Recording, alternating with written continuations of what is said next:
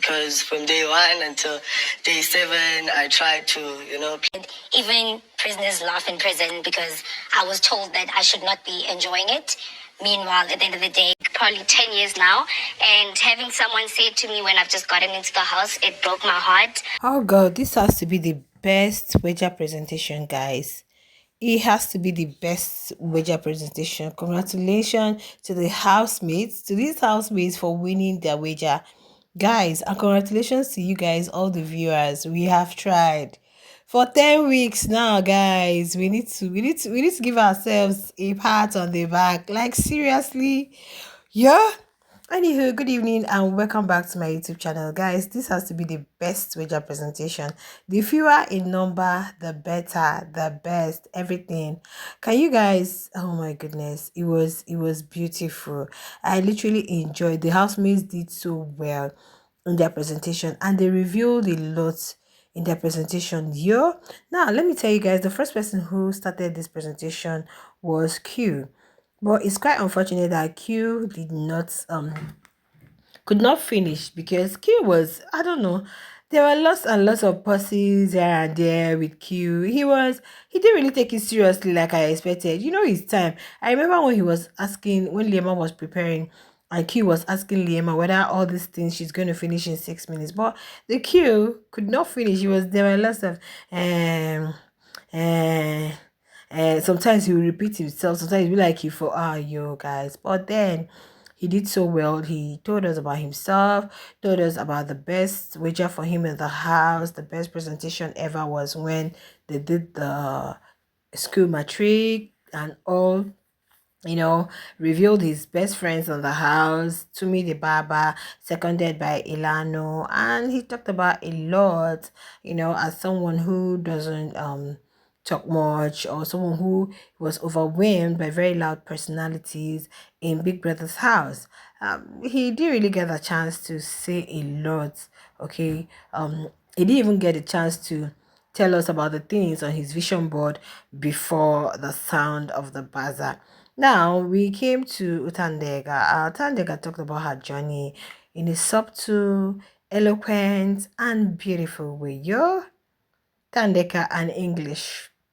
Now she said she is people who know her knows that she is somebody who believes in go do it yourself. Like don't wait for another person to do what you can actually do for yourself. So just do it yourself.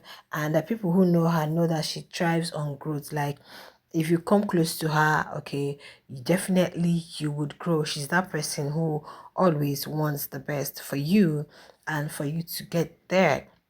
Okay, so she also talked about the whole punishment thing. Biggie's house reminded her of her childhood memories. It was kind of, she went nostalgic because she became a child again. She's used to doing things herself, but right now some things you have to do. They do presentation, they do this, it's a punishment. So it was more like is a child. But there was something she revealed where she said maybe in one of her diary session where Biggie asked her not to allow somebody or people break her wall or so. I can't remember the exact word she used.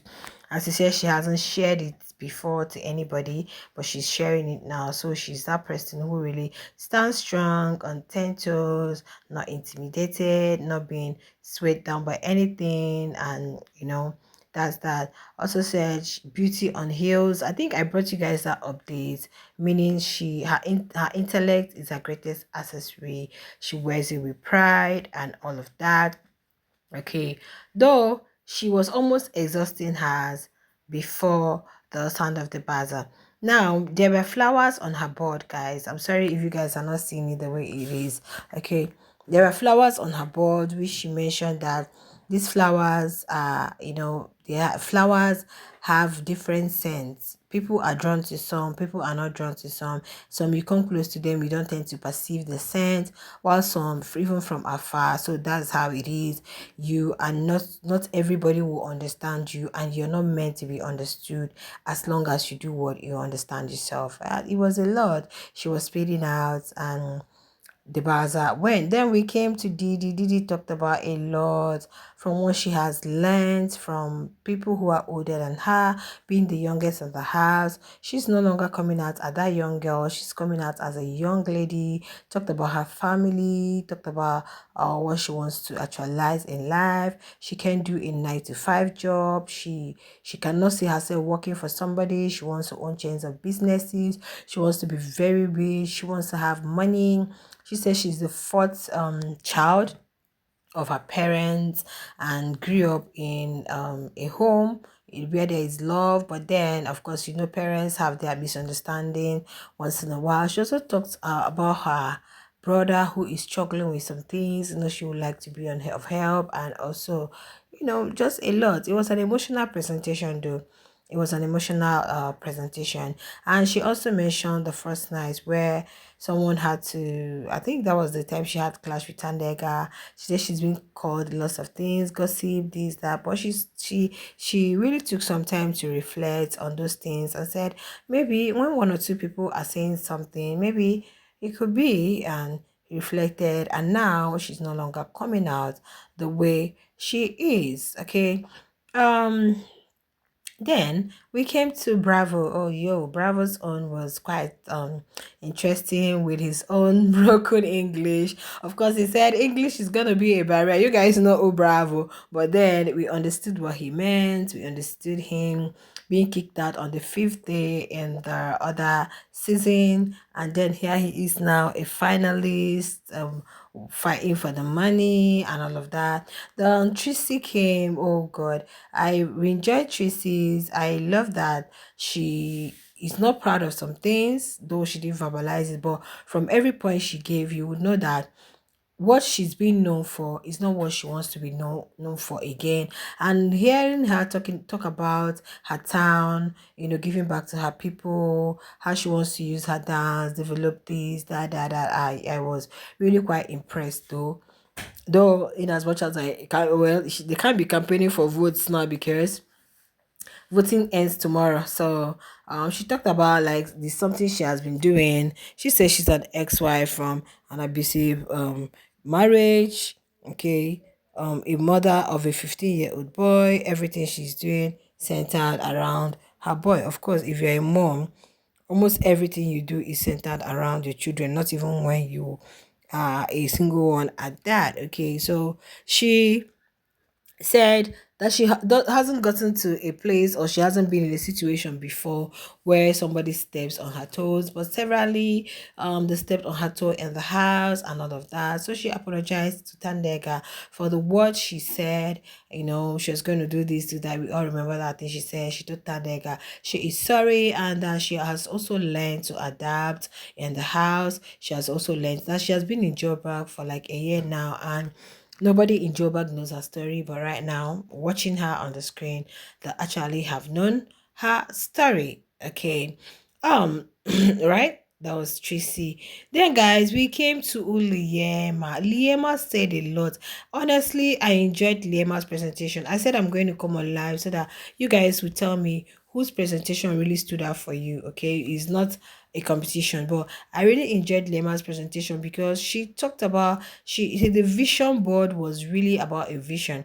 She had so much vision. Yeah, Lema had so much vision for herself, even trying to be an ambassador to UN, helping children, helping the young girls. Like the vision is so much. One thing that really stood out for me, apart from Trixie apologizing to Thandeka, both Lema and Diddi actually acknowledged God in their presentation. Okay, Diddi said she wants to live for Christ, the things for Christ. That was so good to hear. Lema also revealed where a cross is. Guys, as at the time Lema was doing her presentation, I was live streaming on a particular place, so I didn't get to do all of those capturing. Okay, but I'm going to tell you guys everything. And she talked about her fan base. Of course, you guys know Lema is an housemate, is a returning, so she already has her fan base. She talked about her fan base, talked about her intentions, what she plans to do for them when she comes out, because there've been a show that in which she cries on. Talked about her family, Yeah, the one that is the place where she said helping young children and all of that because she wants to be a brand ambassador. She wants to work with the UN. Oh wow, that's a very beautiful vision. Meaning you are going not just music alone, but beyond. That's a very beautiful prospect, guys. Then we came to who hasn't said his. Yo, how many housemates? I've mentioned cute and oh yo, literally, it seems Lema was the last housemate to present, and it was quite an interesting and entertaining presentation. Guys, you guys should leave. You know, some of these things not clear when you capture. Oh my goodness, not too bright at all. I don't know why it's like this. Yeah, at some point the screen became very blurry. I guess it was from either Big Brother or from the app. Okay, so after that, they had their presentation where they mimicked each of the housemates. It was so unique. It was so beautiful. It was it was better than what we used to see you mimicking the other housemate. Like it was so fun. I remember when they were saying they cannot just come out and say about the housemates without the other ones responding. And the response they were giving after guys, it really made it so beautiful and entertaining. I'm not gonna lie to you guys. And after that, we waited for Biggie's verdict. Biggie came out. I guess he was entertained. He was impressed, and boom, they won their wager. They won their wager. That's the bottom line. They won their wager. I'm saying a very big congratulations to the housemates and to all of them who have presented. They have really revealed a lot about themselves, and I love the energy in the house right now. Let them forget about the past, patch things up. It's one winner though. Anybody that wins the money is your luck. Thandeka said it too, that whatever is happening right now is their destiny. After she I think who was the last person she when they were mimicking the housemates. So she concluded it that any with them, those of them here now is their destiny to be finalists. Whether you were kicked out in week one, week two, that's your destiny. And everybody is definitely going to do well. Guys, it was entertaining, it was educating, it was informative. At least you got to know some of their visions and all of that. Those who have changed, those who have reflected on their lives and tried to be better individuals. Diddy saying she's no longer a young girl but a young lady. Thandeka mentioning a lot about herself and how she always helps people around her to grow and be better people in the society. Oh God, this is so beautiful. All right, guys, share your thoughts in the comment section. I'll see you guys in the next one. Bye.